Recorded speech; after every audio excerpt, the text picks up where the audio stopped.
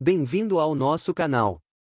Prepare-se para uma jornada intrigante e provocativa pelas páginas de um dos livros mais fascinantes da literatura, Cartas do Diabo a seu aprendiz de C.S. Lewis. Exploraremos a sinistra correspondência entre o Diabo Maldonado e seu sobrinho aprendiz, Vermelindo, enquanto eles discutem táticas para corromper a alma humana. Com uma perspectiva única e satírica, C.S. Lewis nos convida a refletir sobre a natureza humana, o livre-arbítrio e a batalha entre o bem e o mal. Junte-se a nós e descubra os segredos obscuros por trás dessas cartas. Não se esqueça de se inscrever no nosso canal e ativar o sininho de notificações para não perder nenhum dos nossos vídeos sobre literatura e muito mais. Vamos lá. Prefácio. Não tenho a mínima intenção de explicar como a correspondência que trago a público caiu em minhas mãos. Nossa raça pode cair em dois erros igualmente graves, mas diametralmente opostos, quanto aos demônios. O primeiro é não acreditar na existência deles. O outro é acreditar que eles existem e sentir um interesse excessivo e doentio por eles. Os demônios ficam igualmente satisfeitos com ambos os erros e saúdam um materialista ou um bruxo com o mesmo prazer. O gênero de escrita usado neste livro pode ser entendido com muita facilidade por qualquer um que já aprendeu essa artimanha, mas pessoas mal intencionadas ou voláteis, que poderiam fazer mau uso dele, não poderão falar que aprenderam comigo. Os leitores são aconselhados a lembrar que o diabo é um mentiroso. Nem tudo o que Maldonado diz deve ser tomado como verdadeiro, nem mesmo a partir do seu próprio ponto de vista. Não realizei nenhuma tentativa de identificar quaisquer seres humanos mencionados nas cartas, mas acho muito improvável que as figuras, como as do reverendo Cravo ou da mãe do paciente, sejam completamente plausíveis. Há desejos reprimidos tanto no inferno, quanto na terra. Em suma, devo acrescentar que não foi feito nenhum esforço para verificar a cronologia das cartas. Parece que a de número 17 foi composta antes do início do racionamento mais intenso, mas, em geral, o método diabólico de datação parece não ter relação com o tempo terrestre e nem era minha ideia reproduzi-lo. A história da guerra na Europa, embora pareça aqui e ali no sentido de afetar a condição espiritual de um ser humano, obviamente não é do interesse de Maldonado. C.S. Lewis, 5 de julho de 1941. Carta I. Meu querido Vermelindo, eu noto que você diz que está direcionando a leitura do seu paciente se encarregando de fazer com que ele tenha encontros regulares com o tal amigo materialista. Mas será que você não está sendo um pouco ingênuo? Até parece que está achando que a argumentação seja o melhor modo de mantê-lo fora das garras do inimigo. Até poderia ter sido esse o caso, há alguns séculos. Naquela época, as pessoas ainda sabiam muito bem quando algo tinha sido provado logicamente e quando não, e quando tinha sido provado, elas criam nisso de verdade. Elas ainda faziam associação entre o pensamento e a ação e estavam dispostas a mudar o seu estilo de vida em decorrência de ideias racionalmente encadeadas. Mas, graças à imprensa diária e outras armas desse tipo, conseguimos alterar amplamente essa situação. Seu homem está acostumado, desde pequeno, a manter uma dúzia de filosofias incompatíveis dançando em sua cabeça ao mesmo tempo. Ele não classifica as doutrinas essencialmente em verdadeiras ou falsas, mas como em acadêmicas ou prática, ultrapassadas ou contemporâneas, convencionais ou opressoras. É o jargão, e não o argumento, o seu maior aliado para mantê-lo longe da igreja. Não perca tempo tentando fazê-lo achar que o materialismo é verdadeiro. Faça-o considerá-lo poderoso, ou despojado, ou corajoso, eis a filosofia do futuro. É com esse tipo de coisa que ele se preocupa. O problema da argumentação é que ela transporta toda a batalha para o território do inimigo. Ele também pode argumentar, por outro lado, graças à propaganda realmente prática, do tipo que estou sugerindo, temos demonstrado, por séculos a fio, como o inimigo é inferior ao nosso pai nas profundezas. Pelo próprio ato de argumentar, desperta-se a razão do nosso paciente, uma vez desperta, quem poderá prever o resultado? Mesmo se uma específica cadeia de pensamentos pudesse ser distorcida a nosso favor, você descobrirá que acabou reforçando em seu paciente o hábito fatal de tocar em questões universais e ignorar o fluxo das percepções sensoriais imediatas. Sua tarefa é a de fixar a atenção dele nesse fluxo. Ensine-o a chamá-lo de vida real e não o deixe perguntar-se o que ele quer dizer com o real. Lembre-se de que ele não é, como você, um espírito puro. Nunca tendo sido humano, que vantagem abominável a do inimigo, você não se dá conta do quanto eles são escravos das pressões do cotidiano. Já tive um paciente, um ateu convicto, que costumava ler no Museu Britânico. Certo dia, enquanto lia, viu uma cadeia de pensamento na sua mente começando a tomar o caminho errado. É claro que o inimigo estava ao lado dele nessa hora. Num piscar de olhos, vi meu trabalho de 20 anos começar a ruir. Se eu tivesse perdido a cabeça e começado a tentar me defender com base na argumentação, talvez tivesse sido derrotado. Mas não fui tão tolo assim. Imediatamente, ataquei a parte do homem que tinha mais sob controle e lhe sugeri que já estava quase na hora do almoço. Posso supor que o inimigo tenha feito uma contraproposta. Você sabia que não é possível entreouvir exatamente o que o inimigo diz a eles, de que o assunto era mais importante que o almoço. Pelo menos, penso que essa tenha sido sua linha de argumentação, pois quando eu disse, verdade. Realmente, trata-se de um problema importante demais para a hora do almoço, o rosto do paciente se iluminou consideravelmente, e, no momento em que eu acrescentei, seria muito melhor voltar a esse assunto depois do almoço e abordá-lo com uma mente renovada, ele já estava meio caminho da porta. Quando alcançou a rua, a batalha havia sido vencida. Eu lhe mostrei um jornaleiro gritando as manchetes do dia, e que o ônibus de número 73 vinha passando, e antes de ele ter subido os primeiros degraus da escada para pegá-lo, eu lhe impingi uma convicção inabalável de que, por mais estranhas que sejam as ideias que possam vir à mente de alguém rodeado de livros, uma dose saudável de vida real, com o que ele se referia ao ônibus e ao jornaleiro, foi o suficiente para lhe mostrar que todo esse tipo de coisa simplesmente não podia ser verdade. Ele sabia que tinha escapado por pouco e em anos posteriores gostava de falar sobre aquela percepção inexprimível da realidade que é a nossa última salvaguarda contra as aberrações da mera lógica. Hoje, ele está seguro na casa do nosso Pai. Entende aonde quero chegar? Graças aos processos que colocamos em ação dentro deles há séculos, eles acham de todo impossível acreditar no desconhecido quando o que é familiar está bem diante dos seus olhos. Persistem incutindo nele a banalidade das coisas. Acima de tudo, não tente usar a ciência, quero dizer, as ciências verdadeiras, como defesa contra o cristianismo. Elas vão positivamente encorajá-lo a pensar sobre as realidades que ele não pode tocar nem ver. Tem havido perdas tristes entre os físicos modernos. Se ele insistir em meter-se com a ciência, mantenha-o no campo da economia e da sociologia, não o deixe se desviar da inestimável vida real. Mas o ideal mesmo seria não deixá-lo ler qualquer obra científica, antes, procure dar-lhe uma sensação geral de que ele sabe tudo e que aquilo que consegue fisgar de conversas e leituras casuais é resultado de pesquisas mais recentes. Lembre-se de que você existe para confundi-lo. Da forma como vocês jovens demônios falam, qualquer um pode até achar que a nossa tarefa é ensinar. Com carinho, seu tio, mal danado. Carta 2ª. Meu querido Vermelindo. Fiquei bastante contrariado com a notícia de que o seu paciente se tornou cristão. Não alimente vãs esperanças de poder escapar das penalidades habituais, de fato, tenho certeza de que, em seus melhores momentos, nem você mesmo deseja isso. Nesse meio tempo, precisamos tirar a maior vantagem possível dessa situação. Não há motivo para desespero, centenas desses novos convertidos adultos foram recuperados depois de uma breve estada no campo do inimigo e agora estão conosco. Todos os hábitos do paciente, tanto mentais quanto físicos, continuam militando a nosso favor. Um dos nossos grandes aliados no presente é a própria Igreja. Não me entenda mal. Não estou falando da Igreja que vemos expandir-se ao longo dos tempos e do espaço, arraigada na eternidade, terrível como um exército levantando suas bandeiras. Esse, posso confessar, é um espetáculo que tira nossos tentadores mais audaciosos do sério. Mas, felizmente, isso é quase invisível para os humanos. Tudo o que o seu paciente vê é o simulacro de um prédio gótico construído pela metade. Quando ele entra nela, vê o dono da mercearia local vindo em sua direção para cumprimentá-lo com aquela bajulação, apressado para lhe empurrar um livrinho intacto, contendo um tipo de liturgia que ninguém entende, e um livrinho surrado, que contém textos alterados de várias canções religiosas, a maioria de mau gosto, e em letras miúdas. Quando ele se assenta no banco de igreja e olha em redor, vê precisamente aquela turma de vizinhos que havia evitado até então.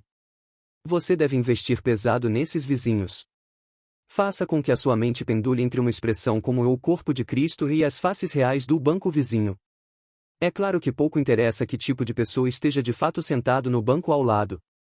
Talvez você até saiba que um deles é um grande guerreiro do exército inimigo. Não importa. Graças ao Nosso Senhor das Profundezas, o seu paciente é um baita tolo. Se algum desses vizinhos desafinar na hora de cantar, ou fizer barulho com as solas dos sapatos, ou tiver queixo duplo, ou vestir roupas bizarras, o paciente vai acreditar facilmente que a sua religião só pode ser, por isso mesmo e de alguma forma, ridícula. No seu estágio atual, ele tem uma ideia de cristãos em sua mente que supõe ser espiritual, mas que, na verdade, é, em grande escala, pictórica. A sua mente está cheia de togas e sandálias e armaduras e pernas de fora, e o mero fato de que as outras pessoas na igreja vistam roupas modernas representa um empecilho real, ainda que inconsciente, para ele. Nunca deixe que isso venha à tona, nunca deixe que ele pergunte como, afinal, esperava que elas se vestissem. Mantenha tudo nebuloso na mente dele agora e você terá com que se divertir por toda a eternidade, ao proporcionar-lhe a clareza peculiar trazida pelos infernos. Então, trabalhe duro na decepção ou no anticlímax que certamente sobrevirá ao paciente nas suas primeiras semanas na igreja. O inimigo permite que tal decepção ocorra no limiar de todo empreendimento humano. Ela acontece quando o garotinho que ficou encantado na escola maternal com as histórias da Odisseia passa a estudar o grego com seriedade. Ela ocorre quando os amantes se casam e dão início à tarefa real de aprender a viver juntos. Em todas as instâncias da vida, ela marca a transição da aspiração sonhadora para o fazer laborioso. O inimigo assume esse risco porque ele tem uma fantasia curiosa de tornar todos esses repugnantes vermezinhos humanos naquilo que ele chama de seus amantes e servos livres. Filhos é a palavra que usa com seu amor inveterado de degradar todo o mundo espiritual por ligações anormais com os animaizinhos bípedes. Justamente por desejar a sua liberdade, ele se recusa a conduzi-los, pelas suas meras afeições e hábitos, a quaisquer dos objetivos que colocou diante deles, ele os deixa fazer as coisas por si mesmos. E é aí que a nossa oportunidade aparece. Mas lembre-se de que aí também mora o perigo. Uma vez que eles tenham passado com sucesso por esse deserto inicial, tornam-se muito menos dependentes da emoção e, assim, muito mais difíceis de tentar. Estive escrevendo até aqui partindo do pressuposto de que as pessoas do banco ao lado na igreja não forneçam nenhuma fundamentação racional para a decepção. É claro que, se elas fornecerem essa base, se o paciente ficar sabendo que a mulher com o chapéu bizarro é viciada em jogar bridge, ou que o homem com os sapatos ranhentos é um avarento e chantagista, então sua tarefa se tornará bem mais fácil. Tudo o que você terá que fazer é manter fora da cabeça dele a questão: se eu, sendo o que sou, posso me considerar, em certo sentido, um cristão, por que os diferentes vícios daquelas pessoas sentadas no banco ao lado provariam que a sua religião não passa de hipocrisia e de convenção? Você poderá se perguntar se é possível evitar a ocorrência de um pensamento tão óbvio até mesmo a uma mente humana. É possível, sim, vermelhindo, é possível. Trate seu paciente da forma adequada e isso simplesmente não passará pela mente dele. Ele ainda não conviveu bastante com o inimigo para ter qualquer humildade real. O que ele diz sobre a sua própria pecaminosidade, mesmo de joelhos, é tudo conversa fiada. No fundo, ele ainda acredita que, por ser um convertido, tem um crédito bastante favorável no balanço da contabilidade do inimigo e pensa que está mostrando grande humildade e condescendência em se quer ir para a igreja com esses vizinhos vulgares e presunçosos. Mantenha-o nesse estado de espírito o máximo de tempo possível. Com carinho, seu tio, mal danado. Carta 3. Meu querido Vermelindo. Fiquei muito satisfeito com o que você me contou sobre o relacionamento desse homem com a mãe. Mas você deve tirar vantagem disso. O inimigo irá trabalhar de dentro para fora, gradualmente corrigindo a conduta do paciente cada vez mais pelo novo padrão, e pode ser que ele mude o seu comportamento em relação à senhora idosa a qualquer momento. Seria bom que você entrasse em cena antes. Mantenha-se em contato íntimo com nosso colega maldiposo, que está encarregado da mãe, e construa um hábito consistente de irritação mútua, de pequenas azucrinações diárias. Os seguintes métodos são de grande ajuda. 1. Mantenha a mente dele focada na vida interior. Ele pensa que a sua conversão é algo que ocorreu dentro dele e que sua atenção, por isso mesmo, está voltada para os estados atuais do seu próprio espírito, ou, antes, para a versão muito expurgada deles, que é tudo o que você deve permitir que ele veja. Encoraje isso. Mantenha a mente dele longe dos deveres mais elementares, direcionando-a para os mais avançados e espirituais. Agrave essa característica mais humana, mais útil de todas, o horror e a negligência ao óbvio. Você deve levá-lo a uma condição em que ele possa praticar o autoexame por 1 hora sem descobrir nenhum desses fatos sobre si mesmo, que são perfeitamente claros para qualquer um que já viveu na mesma casa que ele ou trabalhou no mesmo escritório. 2. Sem dúvida, é impossível evitar que ele ore pela mãe, mas temos meios de tornar essas orações inócuas. Certifique-se de que elas sejam sempre muito espirituais, que ele sempre se preocupe com o estado da alma da mãe, e nunca com o reumatismo dela. Há 2 vantagens nisso. Em primeiro lugar, sua atenção ficará concentrada no que ele considera serem os pecados dela, pelo que, com um pouco de orientação da sua parte, ele poderá ser induzido a considerar pecado as ações da mãe que julga inconvenientes ou irritantes. Assim, você pode continuar a esfregar as feridas do dia de forma um pouco mais forte, mesmo enquanto ele estiver de joelhos. A operação é muito fácil e você vai achá-la bastante divertida. Em segundo lugar, já que as ideias dele sobre a alma da mãe serão muito rudimentares e muitas vezes errôneas, ele estará, até certo ponto, orando por uma pessoa imaginária, e a sua tarefa será tornar essa pessoa imaginária todos os dias cada vez menos parecida com a mãe real, a senhora idosa de língua afiada à mesa do café da manhã. Com o passar do tempo, a divisão que você causou entre eles será tamanha que nenhum pensamento ou sentimento de suas orações pela mãe imaginária alcançará ou servirá de ajuda à mãe verdadeira. Eu já tive tamanho controle sobre alguns de meus pacientes que era possível fazê-los levantar da oração pela alma da esposa ou do filho para ir bater na esposa ou no filho reais ou mesmo insultá-los sem o menor escrúpulo. 3. Quando dois seres humanos vivem juntos por muitos anos, é comum que cada um adquira tons de voz e expressões faciais que são quase insuportavelmente irritantes para o outro.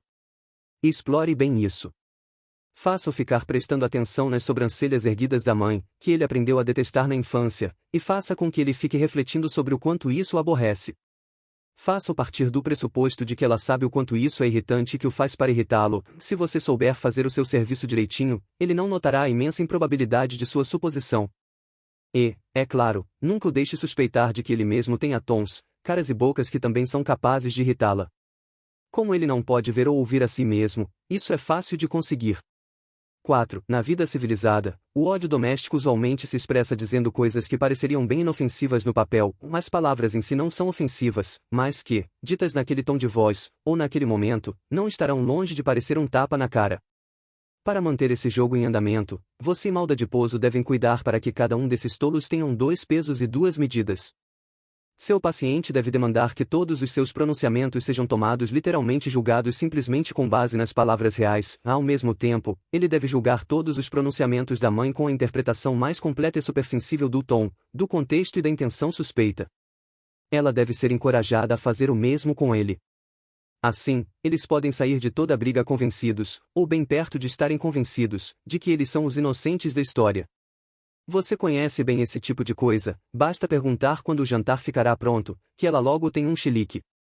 Uma vez que esse hábito estiver bem consolidado, você terá a prazerosa situação em que um ser humano diz coisas com o propósito expresso de ofender e, ainda assim, queixar-se quando é ele ofendido. Enfim, conte-me algo sobre o posicionamento religioso da velha senhora. Será que ela está com alguma espécie de ciúme do novo fator na vida do filho?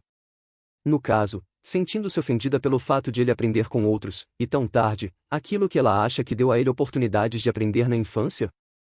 Será que ela sente que ele está fazendo muito fuzuê em torno disso, ou que ele está aceitando tudo tranquilo demais?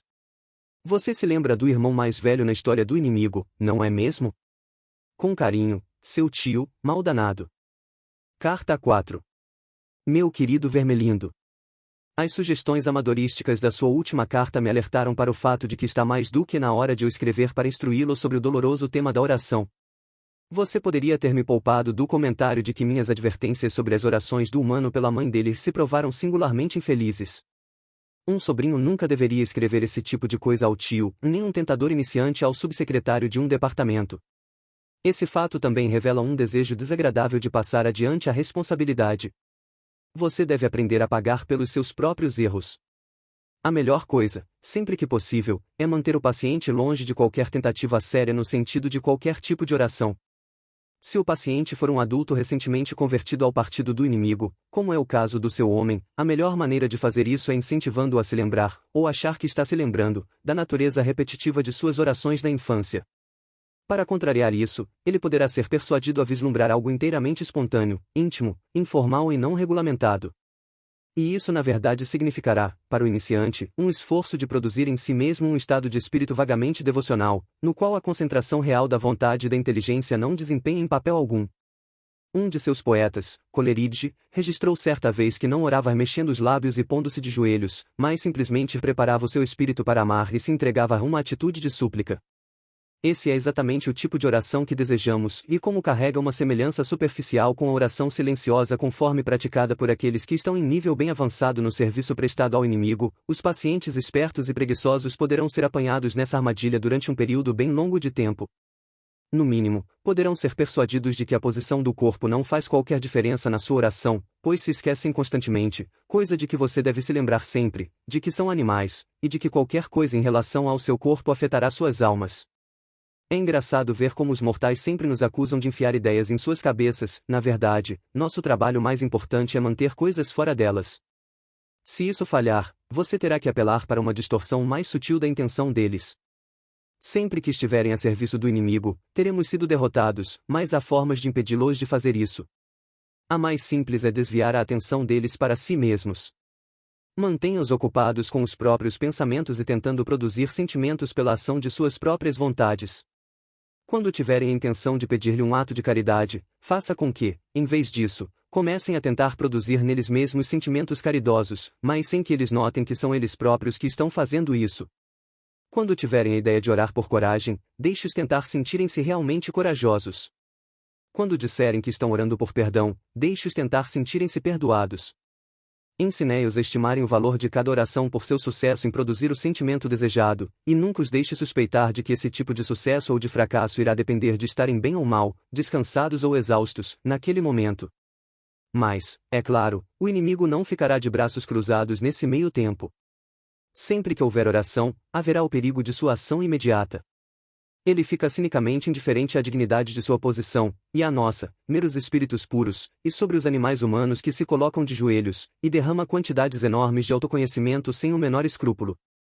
Mas, mesmo se ele derrotar você em sua primeira tentativa de ludibriar o ser humano, temos uma arma mais sutil. Os humanos não possuem aquela percepção direta dele que nós, infelizmente, não conseguimos evitar. Nunca conheceram aquela luminosidade sinistra, aquele resplendor penetrante e intenso que compõe o pano de fundo do sofrimento permanente de nossa vida. Se conseguir olhar dentro da mente do paciente enquanto ele ora, não encontrará isso.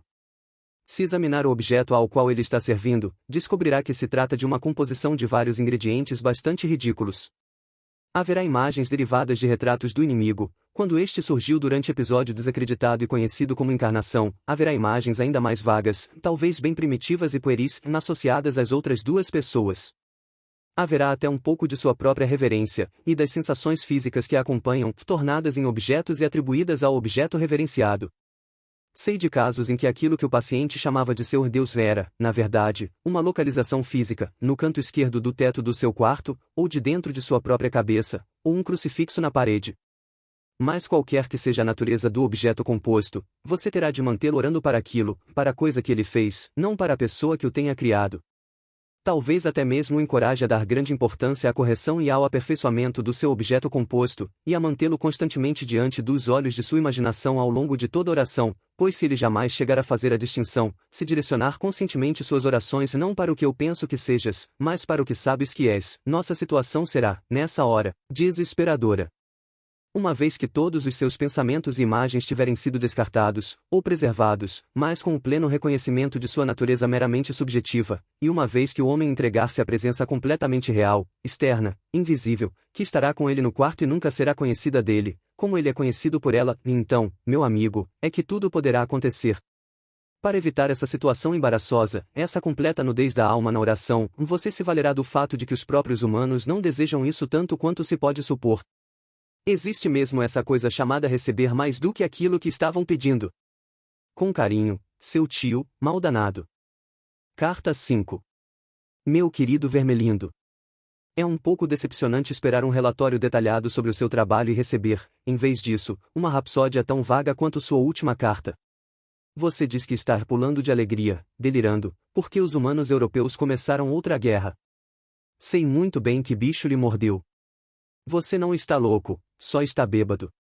Lendo bastante as entrelinhas do seu delirante relato sobre a noite insone de seu paciente, posso reconstituir com grande precisão o estado mental dele. Essa foi a primeira vez na sua carreira que você provou daquele vinho que é a recompensa de todos os nossos esforços, a angústia e o atordoamento de uma alma humana, e isso subiu à sua cabeça.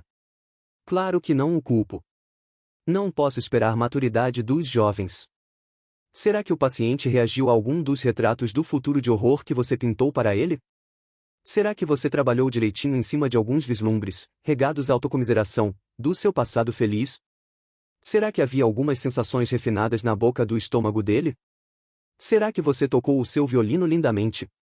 Bem, tudo isso é bem natural. Mas lembre-se, Vermelindo, de que o dever vem antes do prazer. Se qualquer comodismo de sua parte levar à perda definitiva de sua presa, você será condenado a privar-se eternamente da bebida da qual só degustou o primeiro gole. Se, por outro lado, puder finalmente ganhar a alma dele com determinação e frieza, aqui e agora, então ele será seu para sempre, um cálice vivo, cheio até a borda de desespero, terror e assombro que você poderá levar aos lábios quantas vezes quiser. Portanto, não permita que nenhum entusiasmo temporário tire o foco de sua atividade principal, que é solapar a fé e impedir a formação de virtudes. Em sua próxima carta, quero que você me preste, sem falta, um relatório completo das reações do paciente à guerra, de modo que possamos analisar se estaremos mais propensos a torná-lo um patriota extremo ou um pacifista militante. Há todo tipo de possibilidades. Nesse meio tempo, devo alertá-lo a não esperar demais da guerra. É claro que uma guerra é diversão garantida. O medo e o sofrimento imediatos dos humanos são um refresco legítimo e prazeroso para os nossos muitos trabalhadores que pegam no pesado. Mas que bem permanente isso poderá fazer se não tirarmos disso vantagem para levar almas ao nosso Pai nas profundezas? Quando vejo o sofrimento temporal dos humanos que conseguiram escapar de nós, sinto como se tivesse sido autorizado a provar do primeiro prato de um banquete farto e depois tenha sido impedido de comer o resto. Isso é pior do que não tê-lo sequer provado. O inimigo, fiel aos seus métodos bárbaros de guerra, permite-nos testemunhar a breve miséria de seus prediletos tão somente para nos afligir e atormentar, escarnecer da fome incessante que, ao longo desta fase atual do grande conflito, seu bloqueio está reconhecidamente impondo. Vamos então pensar primeiro sobre como usar e, depois, como nos deliciar com essa guerra europeia, pois há certas tendências inerentes a ela que não estão, em si mesmas, de forma alguma atuando em nosso favor. Podemos ter esperança de achar alguma dose de crueldade e de impiedade. Mas se não formos cuidadosos, veremos milhares se voltando para o inimigo em sua tribulação, enquanto dezenas de milhares que não irão assim tão longe, e ainda assim terão a sua atenção desviada de si mesmos para valores e causas que acreditam serem superiores a eles próprios. Sei que o inimigo desaprova muitas dessas causas. Mas é aí que se mostra tão injusto ao premiar, muitas vezes, aqueles seres humanos que deram suas vidas por causas que ele considera ruins, a partir da fundamentação monstruosamente sofística de que os seres humanos as achavam boas e estavam fazendo o melhor que sabiam. Considere ainda quantas mortes indesejáveis ocorrem em tempos de guerra. Pessoas são mortas em lugares onde sabiam que poderiam morrer e para os quais vão preparadas, se já estiverem, de alguma forma, do lado do inimigo. Seria tão melhor para nós se todos os seres humanos morressem em hospitais caros cercados por médicos que mentem, enfermeiras que mentem e amigos que fazem o mesmo, conforme foram por nós treinados, a prometer vida para os moribundos, a encorajar a crença de que a doença pode ser tida como desculpa para qualquer indulgência, e até mesmo, se nossos trabalhadores fizerem bem o seu trabalho, a negar qualquer sugestão de que se chame um reverendo, a menos que sonegue ao doente sua verdadeira condição. E quão desastrosa para nós é a lembrança da morte que a guerra impõe. Uma de nossas melhores armas, o contentamento mundano, se mostrará inútil. Nos tempos de guerra, nem mesmo um ser humano consegue acreditar que viverá para sempre. Sei que o Cascagrossa e outros viram nas guerras uma grande oportunidade para atacar a fé, mas penso que esse ponto de vista seja exagerado. Os humanos partidários do inimigo foram todos plenamente instruídos por ele a enxergar o sofrimento como uma parte essencial daquilo que ele chama de redenção, de modo que uma fé destruída pela guerra ou pela pestilência não pode realmente ter sido digna do esforço de ser destruída. Estou falando daquele sofrimento difuso por um longo período tal como o que a guerra irá produzir. É claro que, no exato momento do terror, do luto ou dor física, você poderá capturar o seu homem quando a razão dele estiver temporariamente suspensa. Mas mesmo então, se ele candidatar-se ao quartel-general do inimigo, constatei que seu posto será quase sempre defendido. Com carinho, seu tio, mal danado. Carta 6ª. Meu querido Vermelindo. Fiquei satisfeito de saber que a idade e a profissão de seu paciente tornam possível, embora não garantam, que ele seja convocado para o serviço militar. Gostaríamos que ele ficasse num completo estado de incerteza, de modo que a sua mente fique cheia de imagens contraditórias do futuro, sendo que cada uma delas desperte nele esperança ou medo. Não há nada mais eficaz que o suspense e a ansiedade para bloquear a mente humana contra o inimigo. Ele quer que os homens fiquem preocupados com o que fazem, nosso negócio é fazer com que fiquem constantemente pensando sobre o que vai acontecer com eles. É claro que o seu paciente já terá se convencido de que precisa se submeter com paciência à vontade do inimigo. O que o inimigo quer dizer com isso é essencialmente que ele deve aceitar com paciência a tribulação que lhe sobreveio, a ansiedade e o suspense atuais. É sobre isso que ele deve dizer: seja feita a tua vontade, fi, pela tarefa diária de suportar isso que o pão de cada dia será providenciado. O seu negócio é garantir que o paciente nunca pense no medo presente como a cruz que lhe foi designada, mas apenas nas coisas que o deixam temeroso. Deixe-o considerá-las como sendo as suas cruzes, não o deixe pensar que, já que são incompatíveis, elas não podem todas acontecer com ele, e faça-o praticar a coragem e a paciência em relação a elas, mesmo antes de acontecerem. Porque uma resignação real, ao mesmo tempo, para com uma dúzia de situações diferentes hipotéticas, é quase impossível, sendo que o inimigo não ajuda muito aqueles que tentam ficar nesse estado de conformação. A resignação ao sofrimento presente real, mesmo quando esse sofrimento consiste basicamente no medo, é mais cômoda e geralmente é auxiliada por essa ação direta. Há uma lei espiritual importante envolvida aqui. Expliquei que você pode enfraquecer as orações do seu paciente desviando a atenção dele do inimigo em si, para atentar sobre os seus próprios estados mentais em relação a ele. Por outro lado, o medo se torna mais fácil de dominar quando a mente do paciente é desviada da coisa temida para o medo em si, considerado um estado presente indesejável de sua própria mente, e quando ele se refere ao medo como a cruz que lhe foi designada, passa inevitavelmente a pensar nisso como um estado de espírito. Por isso, é possível formular a seguinte regra geral: em todas as atividades mentais que favorecem a nossa causa, encoraje o paciente a não atentar para si mesmo, e sim a concentrar-se no objeto, mas, no caso daquelas atividades que favorecem o inimigo, leve-o a concentrar-se só em si. Faça com que um insulto ou o corpo de uma mulher prendam tanto a atenção dele no objeto, que ele não chegue a pensar algo como: estou entrando agora em um estado chamado raiva, ou no estado chamado luxúria. Em contrapartida, faça-o refletir em termos como: agora, meus sentimentos estão se tornando mais puros, ou mais generosos, e, então, fixe a sua atenção dentro dele mesmo para que não consiga mais olhar para além de si a ponto de enxergar nosso inimigo ou seu próximo. Com relação à atitude mais genérica dele em relação à guerra, você não deve confiar demais naqueles sentimentos de ódio que os humanos estão muito interessados em discutir nos periódicos cristãos ou anticristãos. Em sua angústia, o paciente pode, é claro, sentir-se encorajado a retaliar por meio de alguns sentimentos vingativos direcionados aos líderes germânicos, e isso, até certo ponto, é bom. Mas se trata normalmente de um tipo de ódio melodramático ou mítico direcionado a bodes expiatórios imaginários. Ele nunca topou com tais pessoas na vida real, elas são figuras leigas, moldadas a partir do que ele extrai dos jornais. Os resultados desses ódios fantasiosos são muitas vezes os mais decepcionantes, e dentre todos os seres humanos, os ingleses são, com respeito a isso, os mais deploráveis fracotes. São criaturas daquele tipo miserável que proclamam em alta voz que a tortura seria pouco para os seus inimigos, mas logo em seguida oferecem chá e cigarros ao primeiro piloto alemão ferido que aparece na porta dos fundos. Faça você o que fizer, sempre haverá alguma benevolência, bem como alguma malícia na alma do seu paciente. O negócio é direcionar a malícia para os seus vizinhos, com quem ele topa todos os dias, e transferir sua benevolência a circunstâncias remotas, dirigindo-a a pessoas que ele não conhece. Assim, a malícia se torna totalmente real e a benevolência, em grande parte, imaginária. Não há nenhuma vantagem em inflamar o seu ódio contra os alemães se, ao mesmo tempo, um hábito pernicioso de caridade estiver tomando forma entre ele e sua mãe, seu chefe e o homem com quem ele topa no trem. Pense no seu homem como uma série de círculos concêntricos, sendo que a sua vontade é o mais interno, o seu intelecto vem logo depois, e finalmente, sua fantasia. Não é de se esperar que se possa excluir imediatamente de todos os círculos tudo que cheira ao inimigo, mas você deve continuar a transferir todas as virtudes para círculos externos até que eles finalmente estejam no círculo da fantasia, e todas as qualidades desejáveis para dentro da vontade. Somente quando alcançam a vontade são ali incorporadas em hábitos é que as virtudes se tornam realmente fatais para nós.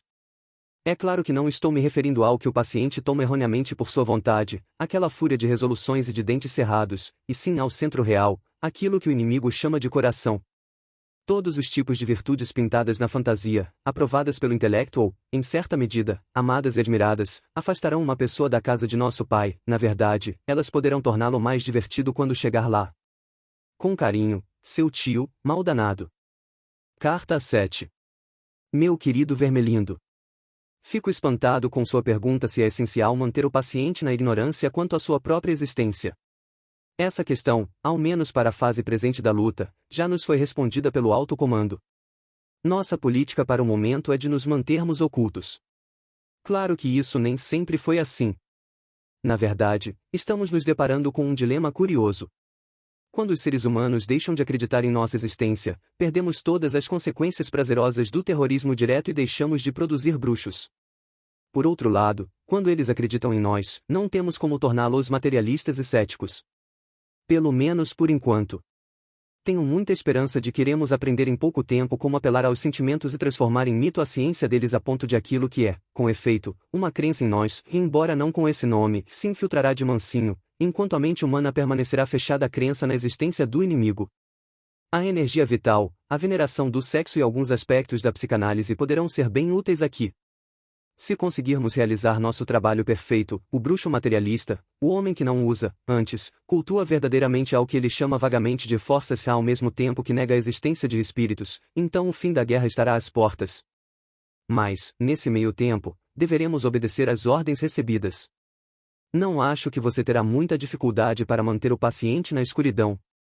O fato de que os demônios são figuras predominantemente cômicas na imaginação moderna irá ajudá-lo. Se qualquer suspeita tênue de sua existência começar a surgir na mente dele, sugira uma imagem de uma entidade em trajes vermelhos e convenço de que, já que ele não pode acreditar nessas coisas, trata-se de um velho método de manual para confundi-los, também não poderá acreditar em você. Não esqueci da promessa que fiz de avaliar se devemos tornar o paciente um extremo patriota ou um extremo pacifista. Todos os extremos, exceto a devoção extrema ao inimigo, devem ser encorajados. Nem sempre, é claro, mas principalmente nas condições atuais.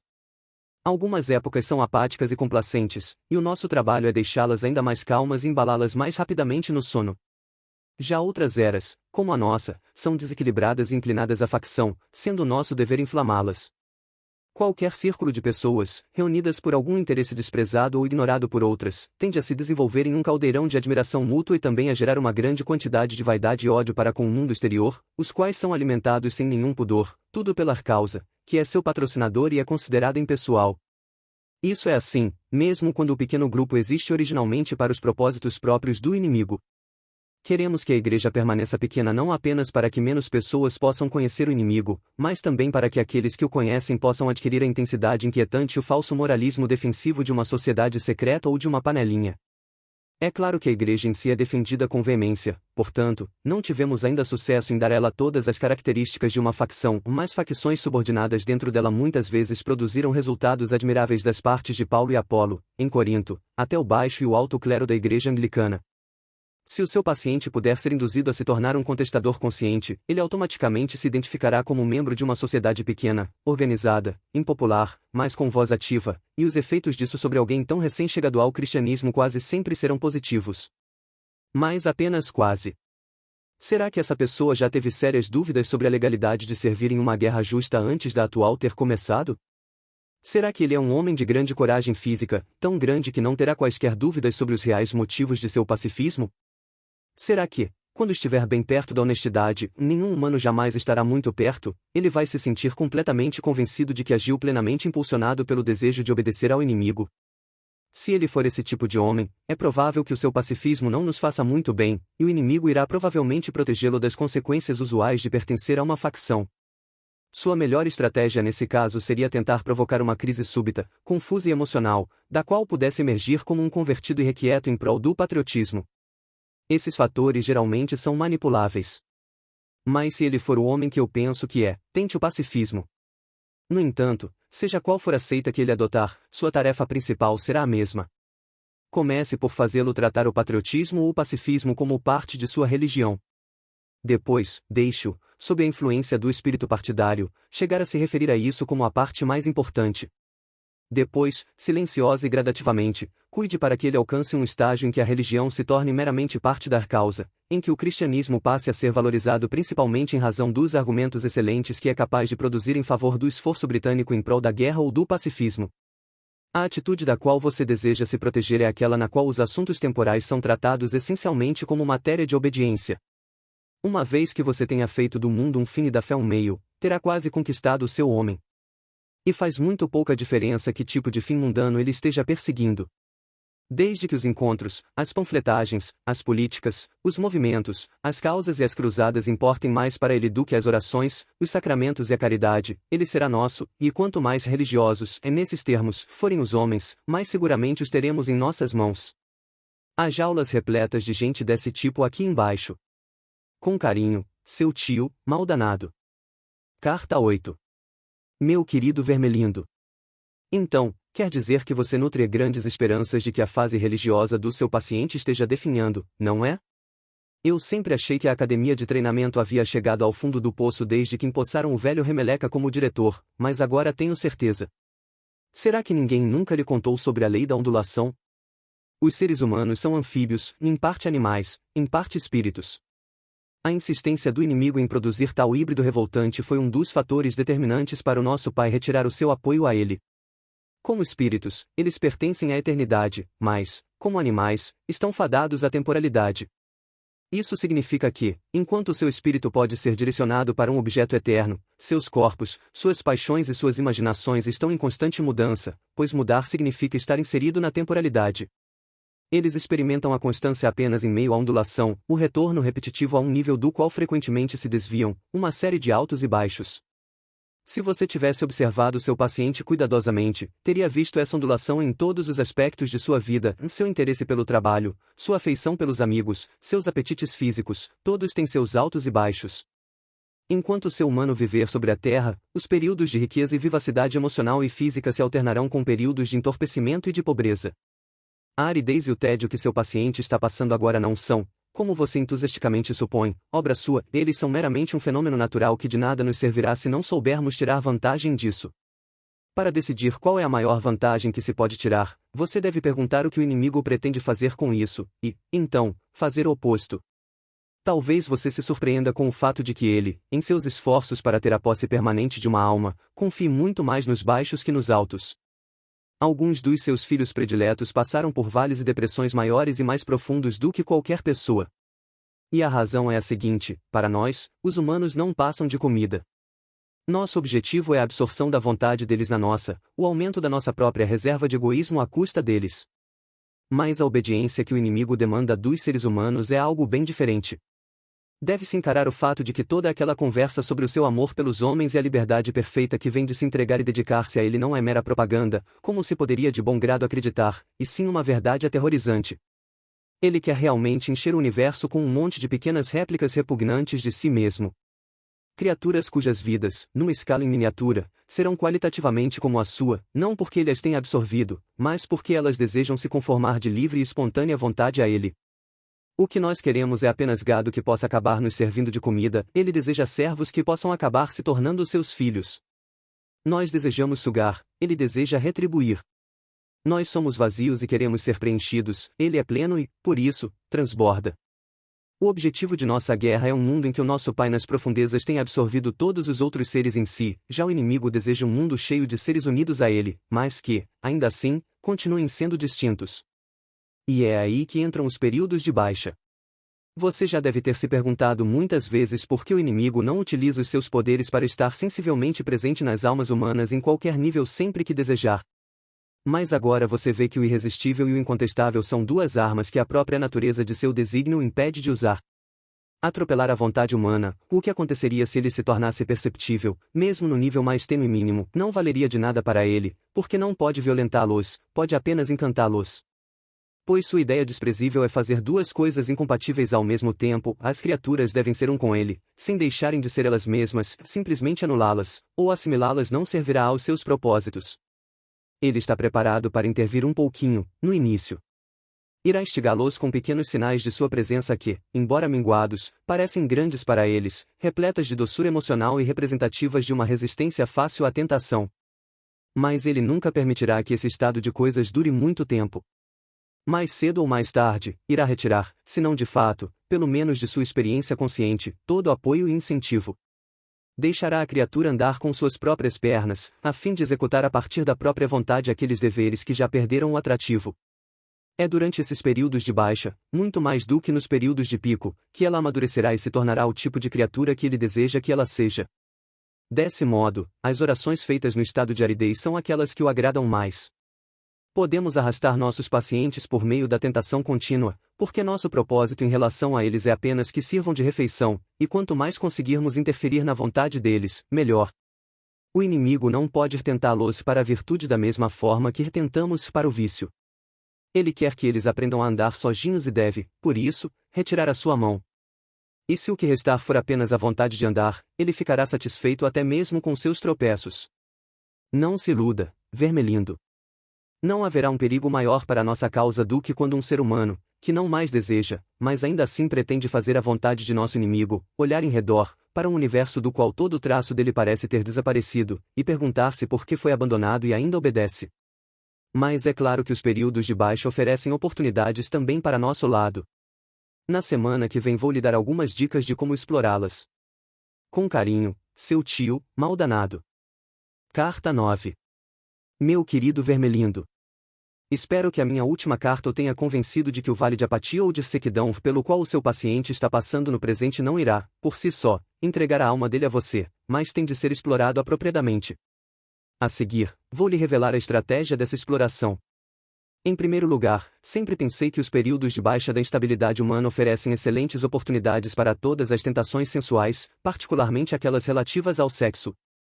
Isso poderá surpreendê-lo, pois é claro que há mais energia física, e, portanto, mais apetite potencial, em períodos de pico, mas você deve lembrar que é nessa hora que as forças de resistência atingem também seu ponto mais alto. A saúde e o ânimo que você deseja usar na produção da luxúria também podem ser, lamentavelmente, usados com muita facilidade no trabalho, no lazer, no pensamento ou na alegria inconsequentes. O ataque terá uma chance maior de sucesso quando todo o mundo interior de uma pessoa estiver sombrio, frio e vazio. E deve-se notar também que a sexualidade de quem atravessa períodos de baixa é sutilmente diferente daquela da pessoa que está no pico, com menos chance de levar ao fenômeno água com açúcar que os humanos chamam de estar apaixonado, muito mais facilmente levado a perversões, muito menos contaminado por aqueles adendos generosos e imaginativos e até mesmo espirituais que tão frequentemente fazem com que a sexualidade humana se torne tão decepcionante. O mesmo vale para outros desejos da carne. É muito mais provável que você transforme o seu homem num grande alcoólatra se lhe impuser a bebida como um paliativo para seu tédio e sua exaustão, do que se encorajá-lo a usar a bebida como meio de parecer um sujeito descolado entre amigos, nas horas de felicidade e de afetuosidade. Quando lidamos com o prazer em sua forma saudável, normal e satisfatória, estamos, por assim dizer, no campo de inimigo. Eu sei que ganhamos muitas almas por meio do prazer. Ainda assim, trata-se de uma invenção dele, não nossa. Ele criou os prazeres, todas as nossas pesquisas até aqui não nos permitiram produzir sequer um deles. Tudo o que podemos fazer é encorajar os humanos a desfrutarem dos prazeres que nosso inimigo produziu, mas ou utilizando de algum modo ou em níveis proibidos por ele. Logo, sempre tentamos trabalhar a parte da condição natural de qualquer prazer, ou seja, naquilo que é menos natural, com uma menor porção do perfume do seu criador e menos prazeroso. A fórmula, portanto, é um anseio cada vez maior por uma satisfação cada vez menor. É mais certeiro e tem mais requinte. Capturar a alma do homem e não dar nada em troca, é isso que realmente agrada o coração do nosso Pai. E os períodos de baixa são a época certa para dar início a esse processo. Mas há uma forma ainda melhor de explorar as baixas, que é pelos próprios pensamentos do paciente sobre elas. Como sempre, o primeiro passo é manter o conhecimento fora de sua mente. Não o deixe suspeitar da lei da ondulação. Faça-o presumir que a euforia inicial de sua conversão era para ter durado, que deveria ter se perpetuado para sempre, e que a aridez que ele está sentindo agora é uma condição permanente. Uma vez que tenha fixado bem essa concepção equivocada na cabeça dele, você poderá proceder de várias formas. Tudo dependerá de o seu homem ser do tipo que se desmotiva fácil, alguém que pode ser tentado ao desespero, ou do tipo que se ilude fácil, que pode ser convencido de que tudo está bem. O primeiro tipo está se tornando raro entre os humanos.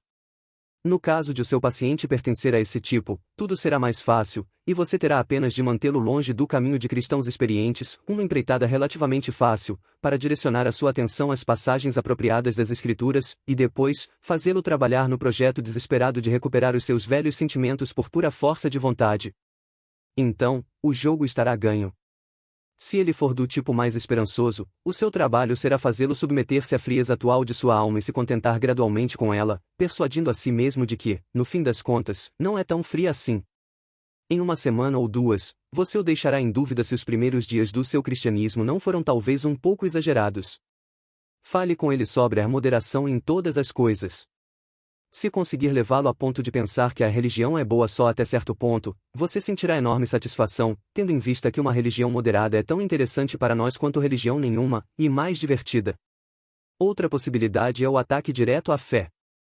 Uma vez que você o tenha levado a pensar que o período de baixa é permanente, não seria o caso de persuadi-lo igualmente de que a sua fase religiosa vai passar, da mesma forma que todas as fases anteriores? É claro que não há forma concebível de chegar, pela razão, da proposição estou perdendo interesse por isso para a proposição e isso é falso. Mas, como eu disse antes, é no jargão, não na razão, que você deve confiar. A mera palavra fase muito provavelmente vai dar conta desse truque. Eu presumo que ele já tenha passado por várias fases antes, todos eles passam, e que ele sempre se sinta superior e paternal em relação àquelas das quais saiu ileso, não por seu senso crítico, mas simplesmente porque estão no passado. Tenho certeza de que você o está mantendo bem alimentado com ideias nebulosas sobre progresso, desenvolvimento e ponto de vista histórico, e de que lhe esteja dando muitas biografias modernas para ler. As pessoas nelas sempre estão conseguindo sair de fases, não estão? Captou a mensagem? Afaste os seus pensamentos da pura antítese entre verdadeiro e falso. Ponha na cabeça deles expressões sombrias como, foi só uma fase, e já passei por isso, e não se esqueça da palavra mágica, adolescência. Com carinho, seu tio, mal danado. Carta 10. Meu querido Vermelindo. São maravilhosas as notícias trazidas por Viltrapassa, que o seu paciente fez amizades novas e muito desejáveis, e que você parece ter se aproveitado desse acontecimento de maneira realmente promissora. Imagino que o casal de meia-idade que ligou para o escritório dele seja bem o tipo de gente que queremos que ele conheça, rica, esperta, superficialmente intelectual e promissoramente cética em relação a tudo no mundo. Entendo que eles sejam até um tanto pacifistas, não por motivos morais, mas por um hábito arraigado de desprezar qualquer coisa que diga respeito à grande massa de seus semelhantes e de uma pitada de comunismo puramente literário e da moda. Isso é excelente. E você parece ter tirado grande vantagem da vaidade social, sexual e intelectual do seu paciente. Conte-me mais. Ele chegou a um comprometimento mais sério com eles? Não me refiro às palavras usadas. Existe um jogo sutil de olhares, tons e risos pelos quais um mortal demonstra que finge partilhar dos mesmos hábitos que aqueles com quem está conversando. Esse é o tipo de traição que você deve encorajar, especialmente porque o homem em si não se dá conta dela e, no momento em que age assim, terá dificuldade de se desassociar dela. Sem dúvida ele não demorará a perceber que a sua própria fé está em oposição direta aos pressupostos sobre os quais se baseia toda a conversa dos seus novos amigos. Eu não creio que isso faça muita diferença, desde que você possa persuadi-lo a postergar qualquer reconhecimento aberto desse fato. Isso será fácil de fazer, com a ajuda da vergonha, do orgulho, da modéstia e da vaidade. Enquanto durar o adiamento, ele estará numa posição falsa. Ficará em silêncio quando deveria falar, e dará risada quando deveria ficar em silêncio. Ele assumirá, primeiro somente por suas ações, mas logo em seguida por suas palavras, todo tipo de cinismo e ceticismo que não são realmente seus. Mas se você o manipular direitinho, essas atitudes logo serão apropriadas por ele. Todos os mortais tendem a se transformar naquilo que pretendem ser. Isso é elementar. O que está de fato em questão é como se preparar para o contra-ataque do inimigo. A primeira medida a tomar é atrasar ao máximo o momento em que ele se dará conta de que esse novo prazer é uma tentação. Já que os servos do inimigo têm pregado por 2000 anos sobre o mundo como uma das grandes tentações padrão, isso parece ser difícil de fazer. Mas, felizmente, pouco se tem falado sobre isso nas últimas décadas. Nos textos cristãos modernos, embora eu veja várias referências, na verdade mais do que eu desejaria, a Mamon, muito pouco se adverte sobre as vaidades mundanas, a escolha de amigos e o valor do tempo. Tudo isso provavelmente seu paciente classificaria como puritanismo, e, permita-me uma breve observação, o valor que demos a essa palavra é um dos triunfos sólidos dos últimos 100 anos. Por meio dela, resgatamos anualmente milhares de humanos de uma vida temperante, caridosa e sóbria. Mais cedo ou mais tarde, contudo, a natureza real de seus novos amigos deve se tornar clara para ele, e, então, suas táticas devem depender da inteligência de seu paciente. Se ele for tolo bastante, você poderá levá-lo a se dar conta do caráter dos amigos apenas quando eles estiverem ausentes, sua presença pode servir para eliminar toda a possibilidade de crítica. Se conseguir isso, ele pode ser induzido a viver duas vidas paralelas, como muitos humanos fazem, por longos períodos de tempo. Ele não apenas parecerá ser, mas realmente será, um homem diferente em cada um dos círculos que frequentar.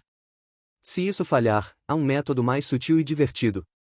Você pode fazer com que ele tenha verdadeiro prazer ao perceber que existem dois lados de sua vida que são incompatíveis. Isso poderá ser alcançado explorando sua vaidade.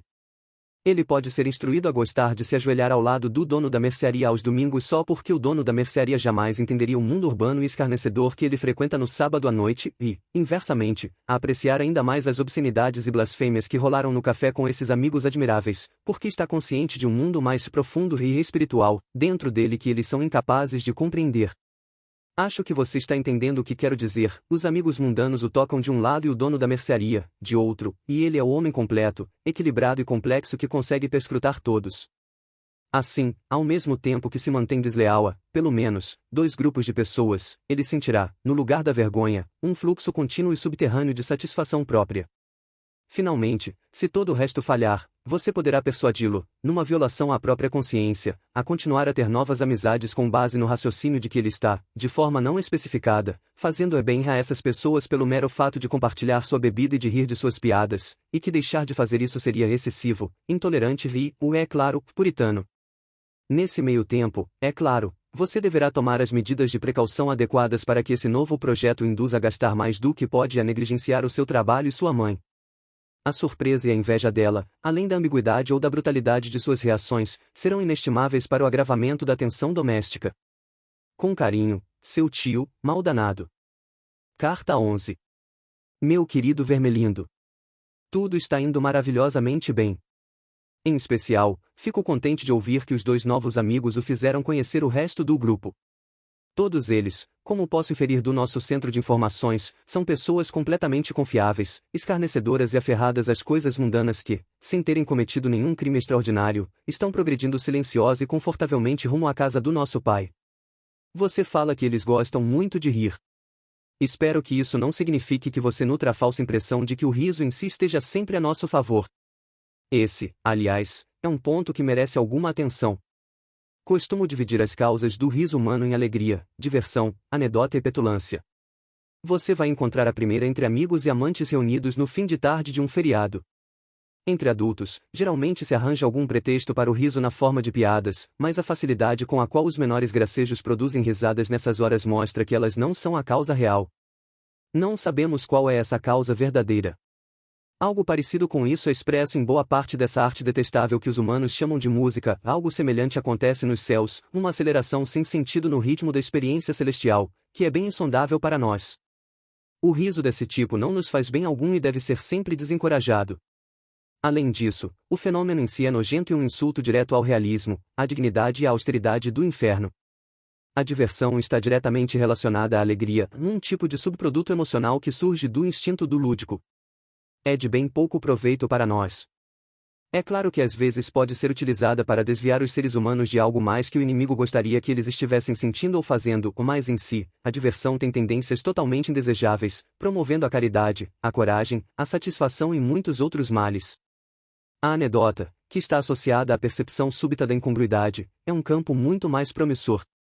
Não estou pensando em primeiro plano do humor irreverente ou obsceno que, embora muito usado pelos tentadores de segunda categoria, tem resultados muitas vezes decepcionantes. A verdade é que, quanto a esse assunto, os humanos estão claramente divididos em duas classes. Há aqueles para os quais nenhuma paixão é tão séria quanto a luxúria e para quem uma história indecente deixa de produzir lascívia precisamente quando se torna engraçada. Há outros para os quais o riso e o desejo são motivados no mesmo momento e pelas mesmas coisas. O primeiro tipo faz piada do sexo porque isso aponta muitas incongruências, já o segundo cultiva incongruências porque quer ter um pretexto para falar sobre sexo. Se o seu homem for do primeiro tipo, o humor de baixo calão não vai lhe servir. Não vou nunca esquecer as horas que gastei, de tédio insuportável, com um dos meus primeiros pacientes nos bares e salas para fumantes antes de eu ter aprendido essa regra. Descubra a que grupo seu paciente pertence, e cuide para que ele mesmo não o descubra.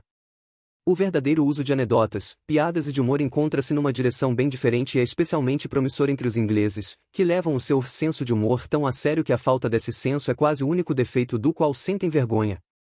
O humor é para eles o grande consolo, além de ser, marque bem isso, a desculpa para tudo na vida. Assim, ele é indispensável como meio de destruir qualquer sentimento de vergonha. Se um homem simplesmente deixar os outros pagarem a conta em seu lugar, é pão duro, se gabar-se disso de forma jocosa e caçoar dos seus colegas por terem sido trapaceados, não será mais pão duro, e sim um cara cômico.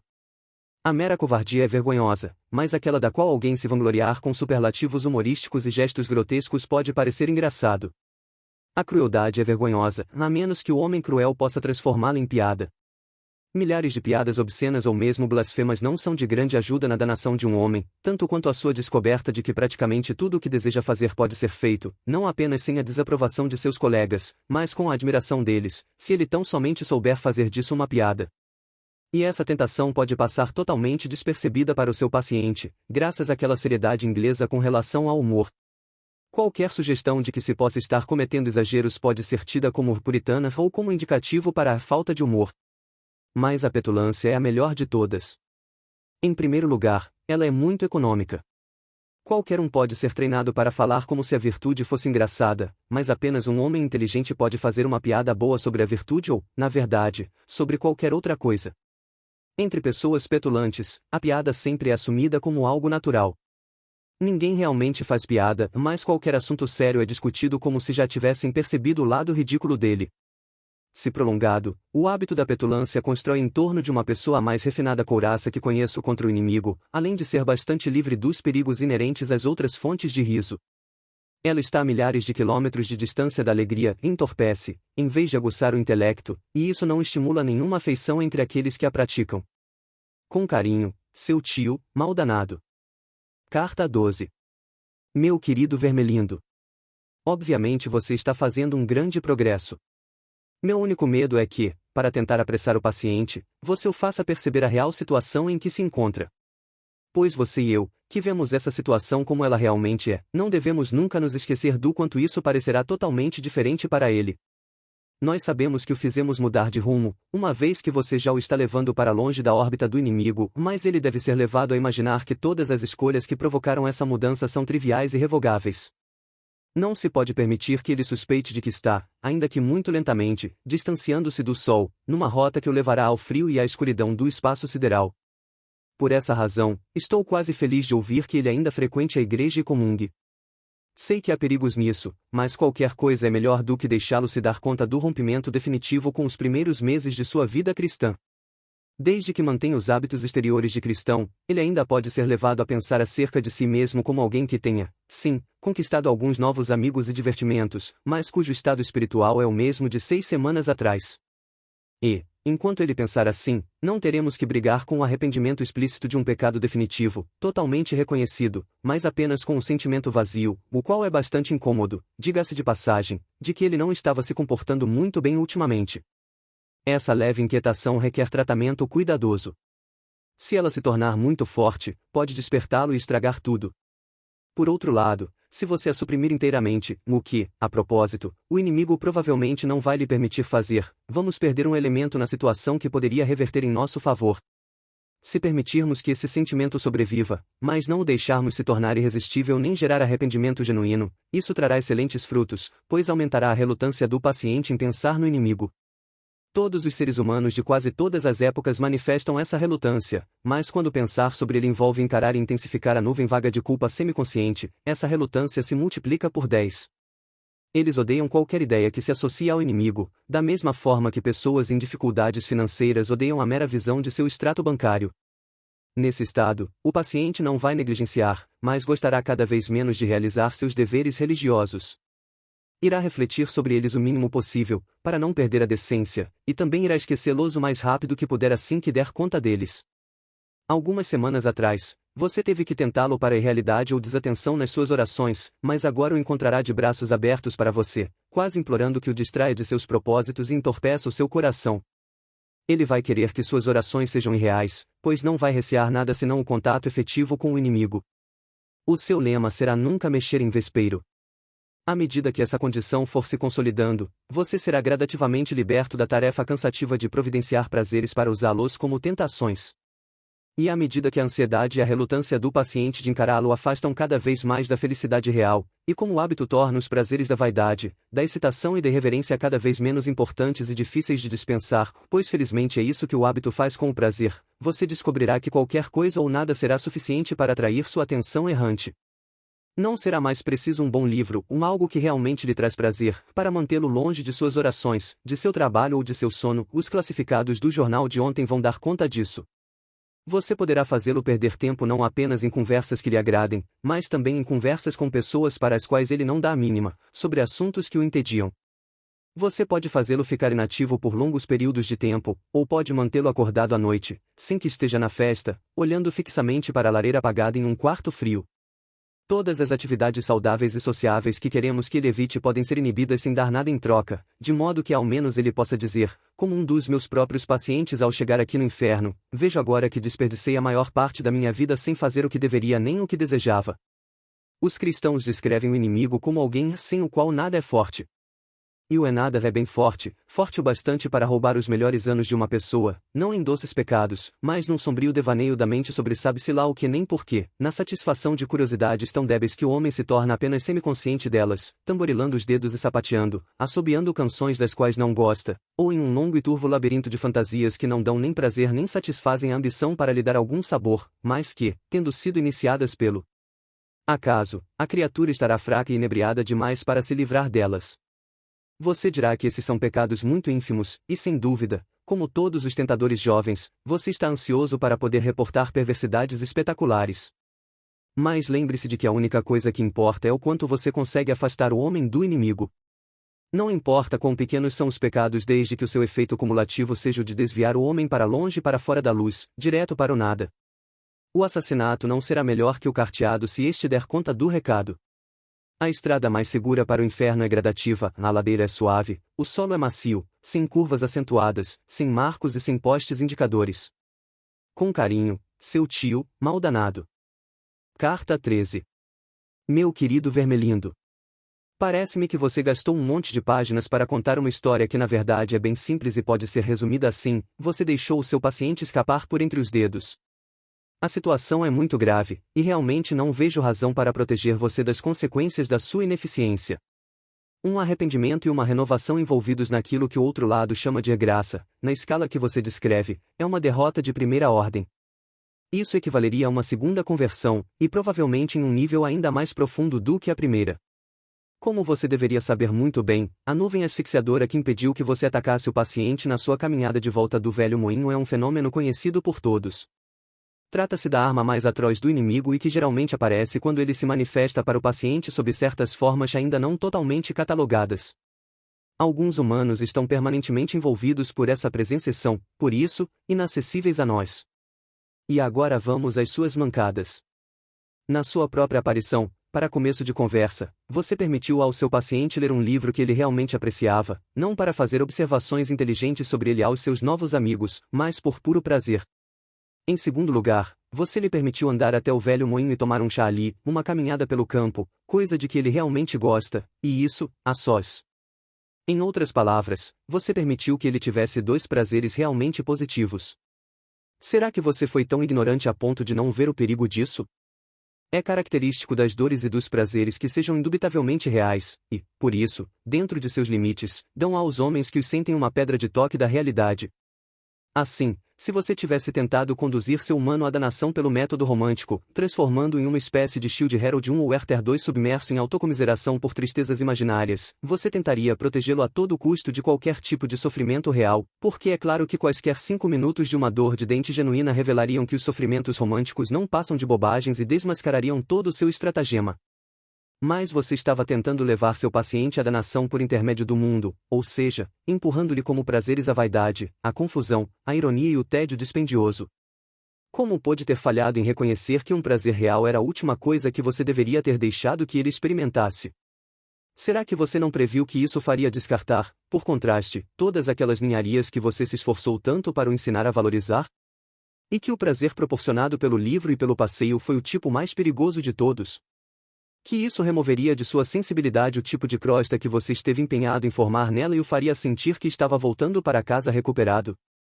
Como estratégia para afastá-lo do inimigo, você quis afastá-lo de si mesmo, e até conseguiu algum progresso nisso. Agora, todos os resultados foram desfeitos. Evidentemente, eu sei que o inimigo também deseja fazer os homens distanciarem-se de si mesmos, mas de uma forma diferente. Lembre-se sempre de que ele gosta de verdade do vermezinho humano e atribui um valor absurdo à individualidade de cada um deles.